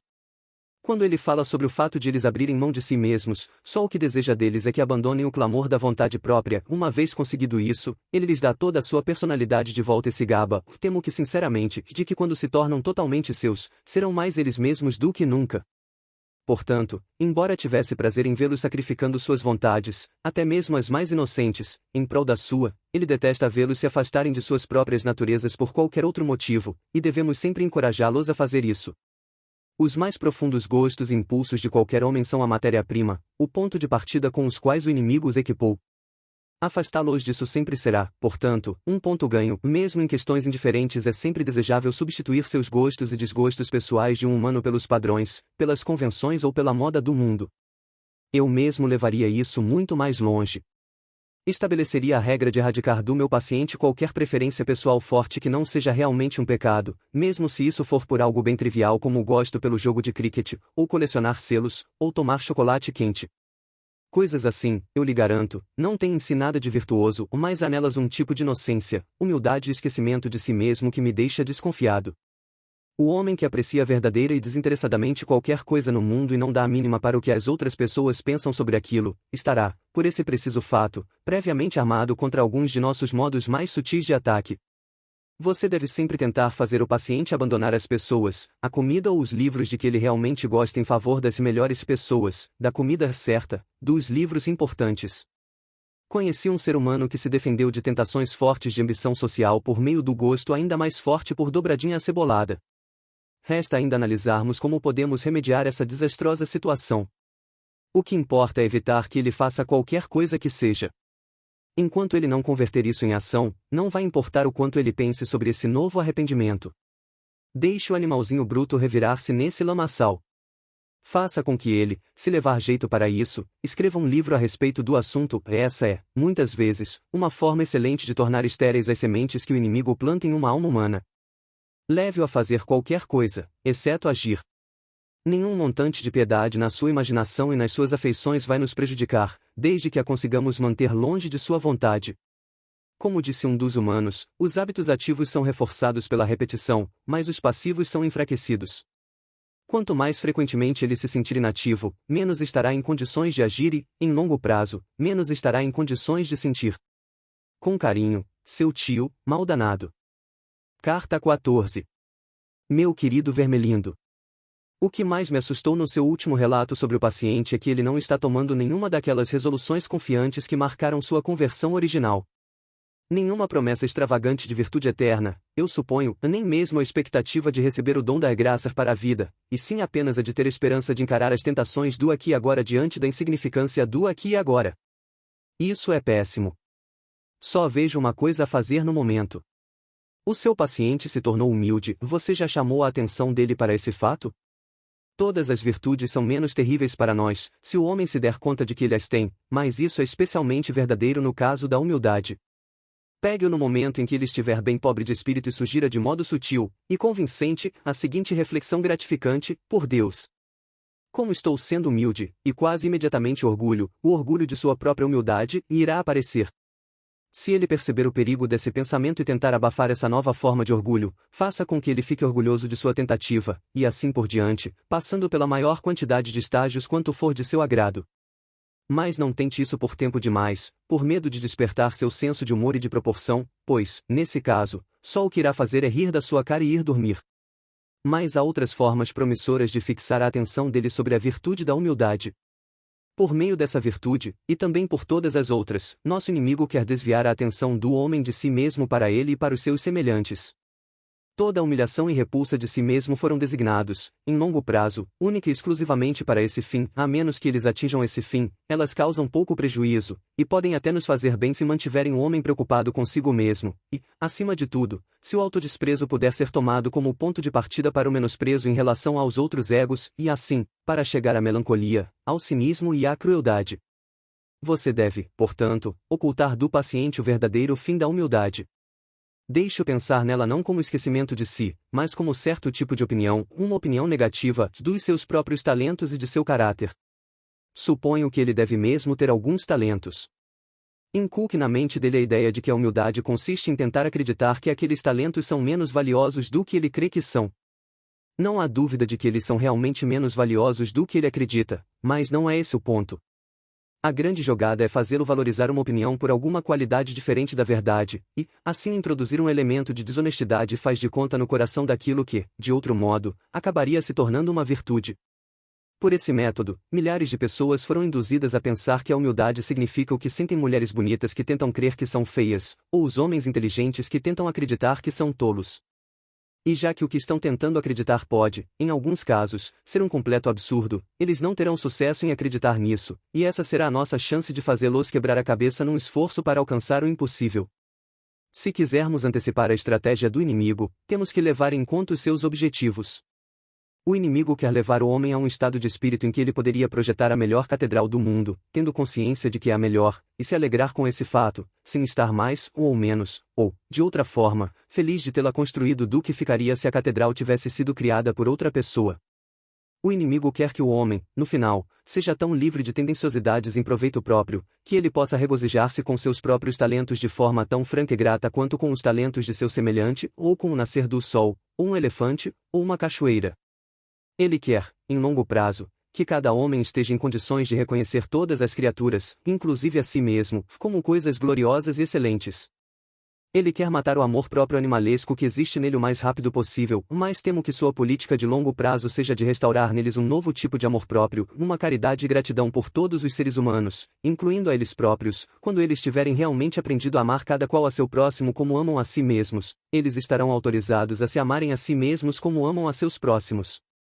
Pois não devemos nunca esquecer qual é o traço mais repugnante e inexplicável do nosso inimigo: ele realmente ama os bípedes desprovidos de cabelos que criou e sempre devolve com a mão direita o que lhes tira com a esquerda. Todo o esforço que o inimigo fará, portanto, será o de levar o homem a deixar de se concentrar no seu próprio valor. O inimigo preferiria que o homem pensasse em si como um grande arquiteto ou um grande poeta e, depois, esquecesse tudo sobre isso, a que ele gastasse tempo e energia tentando se considerar um mau arquiteto ou um poeta medíocre. Sempre que você se esforçar por estilar ou a vanglória ou a falsa modéstia no seu paciente, isso fará com que o inimigo, em contrapartida, leve-o a se lembrar do fato óbvio de que um homem nem deveria ter uma opinião sobre os seus próprios talentos, já que ele pode muito bem continuar a aperfeiçoá-lo para obter o melhor de sua habilidade, sem decidir sobre qual é o seu lugar no templo da fama. Você deve tentar, a todo custo, apagar tal lembrete da consciência do seu paciente. O inimigo também tentará fazer com que o paciente se conscientize de uma doutrina que todos eles professam, mas acham difícil de traduzir em termos de sentimentos, a doutrina de que eles não criaram a si mesmos, que seus talentos são dádivas e que, se não fosse assim, eles também poderiam muito bem ficar orgulhosos da cor de seus cabelos. Mas o objetivo do inimigo será sempre, e por todos os meios, tentar tirar tais questões da mente do paciente, e o seu será de inculcá-las nela. Nem sobre os próprios pecados cometidos pelo homem o inimigo sequer deseja que ele pense em demasia, uma vez que ele tenha se arrependido. Quanto antes ele deixar de prestar atenção em si mesmo, mais satisfeito fica o inimigo. Com carinho, seu tio, mal danado. Carta 15. Meu querido Vermelindo. É claro que eu notei que os humanos estão vivendo uma calmaria em sua guerra europeia, que eles chamam ingenuamente de a Grande Guerra. E não me surpreende o fato de que haja uma calmaria correspondente nas angústias do seu paciente. O que será que queremos mais, encorajá-lo nisso ou mantê-lo preocupado? O medo algoz e a confiança tola são ambos estados mentais desejáveis. Nossa escolha entre eles levanta questões importantes. Os seres humanos vivem no tempo, mas o nosso inimigo os destinou à eternidade. Creio, portanto, que ele deseja que atentem especialmente para duas coisas, para a eternidade em si e para aquele ponto no tempo que eles chamam de presente, pois o presente é o ponto em que o tempo toca a eternidade. Do momento presente, e dele somente, os humanos têm uma experiência análoga àquela que nosso inimigo tem da realidade como um todo, somente no presente lhes são oferecidas a liberdade e a realidade. Ele, portanto, quer que eles estejam constantemente interessados na eternidade, o que significa estarem interessados nele, ou no presente, quer meditando sobre a sua união eterna com ele, ou com a separação dele, quer obedecendo à voz que está presente na sua consciência, carregando a cruz atual, recebendo a graça atual, dando graças pelo prazer atual. Nosso negócio é desviá-los tanto da eternidade quanto do presente. Com isso em mente, às vezes tentamos um humano, digamos, uma viúva ou um estudioso, a viver no passado, mas isso é de valor limitado, pois eles têm algum conhecimento real do passado e este tem uma natureza determinada, o que, até esse ponto, assemelha-se à eternidade. Bem melhor é fazê-los viver no futuro. A necessidade biológica faz com que todas as suas paixões apontem já para essa direção, de modo que o pensamento sobre o futuro sempre inflame a esperança e o medo. Além disso, o futuro é desconhecido para eles, de modo que, fazendo-os pensar sobre isso, nós também os fazemos pensar sobre realidades. Em uma palavra, o futuro é, de tudo que se sabe, aquilo que é menos parecido com a eternidade. É a parte mais completamente temporal do tempo, pois o passado está congelado e não flui mais, e o presente está todo iluminado por raios eternos. Daí nosso incentivo a todos aqueles esquemas de pensamento tais como a evolução criativa, o humanismo científico, ou o comunismo, os quais fazem com que os homens se apeguem ao futuro, ao próprio âmago da temporalidade. Assim, praticamente todos os vícios estão arraigados no futuro. A gratidão olha para o passado e o amor, para o presente, já o medo, a avareza, a luxúria e a ambição têm os olhos no que está por vir. Não pense que a luxúria é exceção. Quando o prazer presente chega, o pecado, que é nosso único interesse, já terá se consumado. O prazer é apenas a parte do processo que nós lamentamos e que excluiríamos se pudéssemos fazê-lo sem pôr o pecado a perder. Trata-se da parte que tem a contribuição do inimigo e, por isso mesmo, é experimentada no presente. O pecado, que é a nossa contribuição, tem os olhos no futuro. Obviamente, o inimigo também deseja que o homem pense no futuro, mas apenas o suficiente para planejar agora os atos de justiça ou caridade que provavelmente serão o seu dever de amanhã. A tarefa de planejar o trabalho de amanhã é dever de hoje, embora o seu material seja emprestado do futuro, o dever, como todos os deveres, está no presente. Mas isso já seria buscar pelo em ovo. O inimigo não deseja que os homens entreguem o seu coração ao futuro e depositem nele o seu tesouro. Mas nós queremos. O ideal dele é um homem que, tendo trabalhado o dia todo para o bem da posteridade, se essa for a sua vocação, em seguida esquece todo o assunto e confia-o ao céu, retornando imediatamente ao cultivo da paciência ou à gratidão exigida pelo momento que está enfrentando. No entanto, nós desejamos um homem dominado pelo futuro, assombrado por visões de um céu ou de um inferno iminente sobre a terra, pronto para quebrar os mandamentos do inimigo no presente, desde que, com isso, o levemos a pensar que possa alcançar um ou evitar o outro, e dependente, em sua fé, no sucesso ou no fracasso de planos cujo fim ele não viverá o suficiente para conferir. Queremos toda uma raça perseguindo perpetuamente o fim do arco-íris, que nunca seja honesta, nem gentil, nem feliz no agora, mas sempre usando toda a realidade presente que lhes é oferecida no presente como mero combustível com o qual abastecer o altar do futuro. Segue-se daí que, em geral, e se não houver imprevistos, é melhor para o seu paciente manter-se cheio de ansiedade ou de esperança sobre essa guerra, não importa muito qual das duas coisas, do que deixá-lo viver no presente. Mas a frase viver no presente é ambígua. Ela pode descrever um processo que está tão relacionado ao futuro, quanto à própria ansiedade. O seu homem pode estar despreocupado com o futuro não porque está mais interessado no presente, mas porque está convencido de que o futuro será agradável.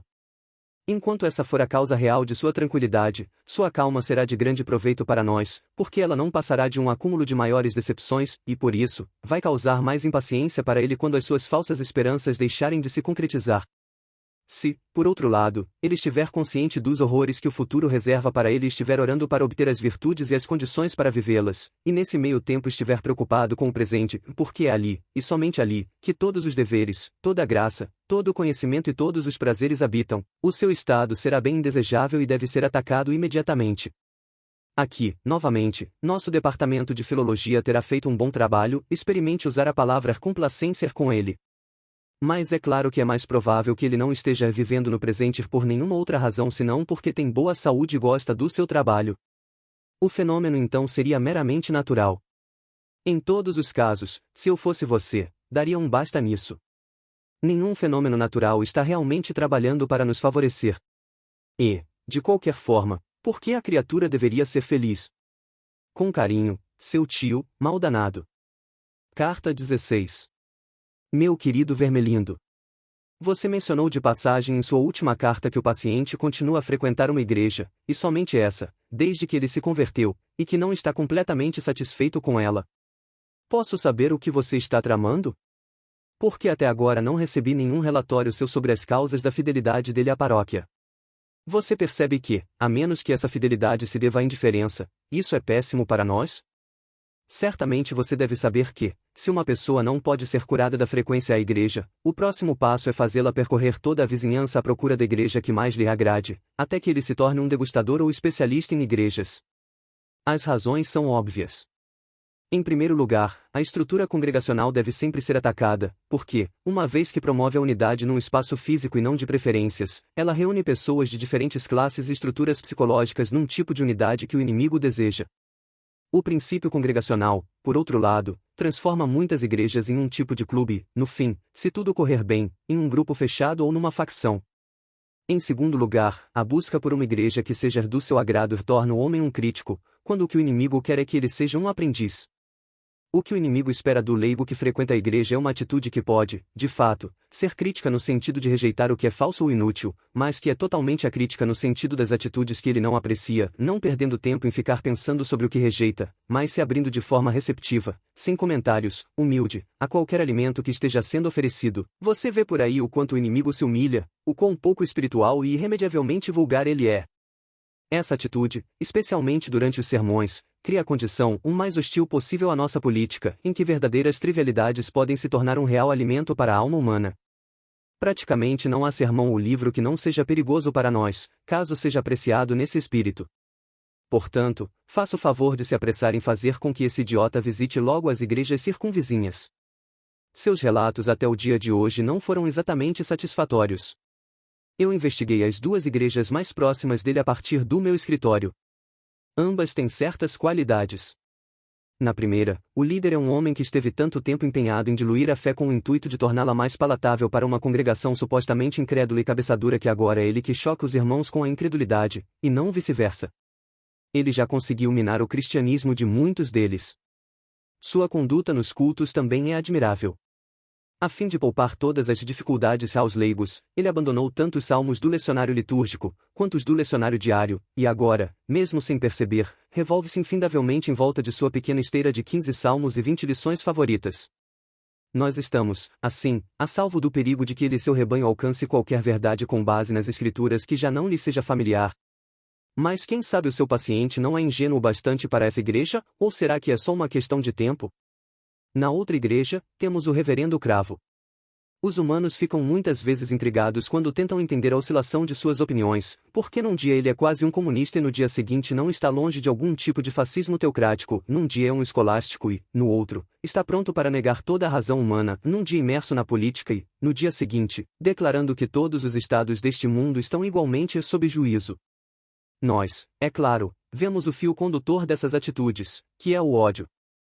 O homem não consegue pregar qualquer coisa que não tenha sido calculada para chocar, causar sofrimento, intrigar ou humilhar seus pais e amigos. Um sermão que tais pessoas possam aceitar seria para ele tão insípido quanto dissecar um poema. Há também um traço promissor de desonestidade nele, e estamos lhe ensinando a dizer, o ensinamento da igreja é esse ou aquele quando ele, na verdade, quer dizer, estou quase certo de ter lido recentemente em Jacques Maritain ou coisa que o valha. Mas tenho que alertá-lo de que ele tem um defeito fatal, ele crê de verdade. E isso poderá pôr tudo a perder. Mas há um ponto favorável que ambas as igrejas têm em comum, ambas são igrejas partidárias. Penso que eu tenha advertido anteriormente de que, se o seu paciente não puder ser mantido fora da igreja, ele deve pelo menos ser intensamente associado a algum grupo de dentro dela. Não estou me referindo a assuntos realmente doutrinários, sobre estes, quanto mais indiferente ele for, melhor. Nós não dependemos essencialmente das doutrinas para gerar hostilidade. A mais pura diversão está em causar o ódio entre aqueles que dizem Eucaristia e aqueles que preferem dizer Santa Ceia quando nenhuma das duas partes poderia sequer definir a diferença entre, por exemplo, a doutrina de Richard Oquer e a de Tomás de Aquino de modo consistente. E toda a parafernália puramente indiferente, velas, vestes e coisas do tipo, é um campo admirável para nossas atividades. Nós praticamente removemos da mente dos homens o que aquele camarada pestilento, Paulo, costumava ensinar sobre a comida e outras coisas não essenciais, a saber, que o homem sem escrúpulos deve sempre ceder ao homem dotado de consciência. Supõe-se que eles não pudessem deixar de perceber a aplicação de tudo isso. Era de se esperar que uma pessoa baixa e igreja fizesse genuflexão e o sinal da cruz para que a consciência fraca do seu irmão da alta e igreja não fosse levada à irreverência, e que o irmão da alta e igreja abdicasse desses exercícios para não levar o seu irmão da baixa e igreja para a idolatria. E assim teria sido, se não fosse pela nossa labuta incessante. Sem ela, a variedade de usos e costumes dentro da igreja anglicana poderia ter se tornado um antro de caridade e de humildade. Com carinho, seu tio, mal danado. Obrigado por assistir a este vídeo sobre as cartas do diabo a seu aprendiz de C.S. Lewis. Para não ficar muito longo, dividiremos em duas partes. Esperamos que você tenha encontrado insights intrigantes e reflexões profundas sobre a natureza humana e a batalha entre o bem e o mal. Se você gostou deste conteúdo, deixe seu like, compartilhe com seus amigos e não se esqueça de se inscrever no nosso canal para receber mais vídeos. Se você já leu o livro ou tem alguma opinião sobre as cartas do diabo a seu aprendiz, compartilhe conosco nos comentários abaixo. Adoraríamos saber sua perspectiva. Agradecemos novamente por assistir e nos vemos em breve com a parte 2. Até a próxima!